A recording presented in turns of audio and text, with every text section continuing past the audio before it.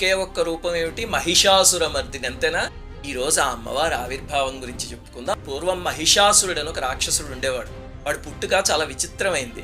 అగ్నిదేవుడి వరంతో రంభుడు అనే రాక్షసుడికి ఒక మహిషికి పుట్టాడు వాడు. అందుకే రూపం కూడా మహిషము రాక్షసుడు కలిసినట్టు ఉంటుందన్నమాట. బ్రహ్మగారికి తపస్సు చేసి మృత్యువు లేకుండా వరం కావాలి అంటే ఆయన అది కుదరదు, నీ మరణానికి ఏదో ఒక స్థానం విడిచి అప్పుడు అడుగు ఇస్తా అన్నారు. అంటే ఆలోచించి పురుషుడి చేతిలో చావకూడదు, స్త్రీల చేతిలో చావచ్చు అన్నాడు. ఎందుకంటే అంతటి రాక్షసుణ్ణి చంపే స్త్రీ సృష్టిలో లేదు, అది వాడి నమ్మకం. ఆ వరగర్వంతో ముల్లోకాల్ని అల్లకల్లోలం చేసాడు. మహర్షుల్ని ప్రజల్ని ఏడిపించేసి దేవతల మీదకి యుద్ధానికి వెళ్ళి ఇంద్రుణ్ణి అందరినీ ఓడించేశాడు.